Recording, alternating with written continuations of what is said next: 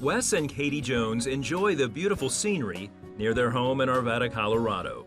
Wes is a youth pastor and Katie is a real estate agent. With 2 incomes and 4 rental units, they're doing well financially. As believers, a top priority for them both is tithing and giving.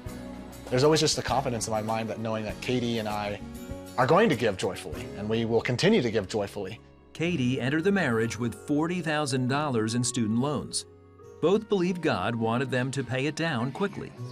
I think we were very fortunate that we recognized that it was a burden early on in our marriage, because then we decided to do something about it sooner rather than later. We tackled highest interest first and then went down to the lowest interest and tried to really focus in on those. The couple decided to accelerate their get-out-of-debt plan by delivering Uber Eats and DoorDash. Every extra dime went towards the debt. In just a few years, the $40,000 was paid off. Just the relief now that this debt is gone and what kind of doors that opens for us. However, their financial security began to unravel when the pandemic hit.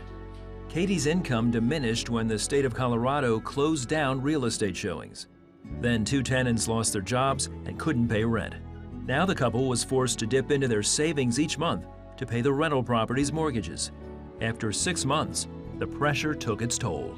There was a lot of stress in trying to figure out what we were going to do. There was some anxiety, there were some nights where I was definitely having a lot of trouble sleeping. It felt like we were building a lot of momentum to keep going forward, and then it just kind of came to a quick stop. It just all kind of fell through on us. So I wasn't ever really scared, more just frustrated. The couple prayed that the situation would change before their savings ran out. Together, they decided to rely on the Lord to come through for them. There is always a light at the end of the tunnel, regardless if it's dark now.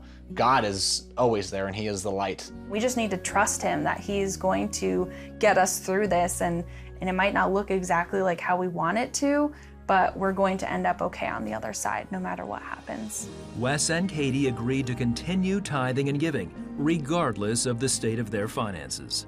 In many ways, the need for generosity was heightened, was increased with all of the need around the world, our country, our state, our city, our church. So to continue to give and be able to support was such a huge calling. It would have been so easy for us to say, yeah, we're gonna cut back on our giving, we're gonna cut back on our tithing right now because we're in this financial strain. I was looking at it on paper and saying, the numbers just don't add up, it's not going to happen. And God kind of says, you know, He sits back and He's like, let me show you what I can do. When the real estate market picked back up, so did Katie's income. And when their tenants decided to move, the Jones found new renters right away. The potential financial nightmare never happened. When we remain obedient to God, He continually blesses us, knowing that He will take care of you regardless, and you just have to trust and be obedient in that promise. Tithing and giving is more to show God our faithfulness and our trust in Him.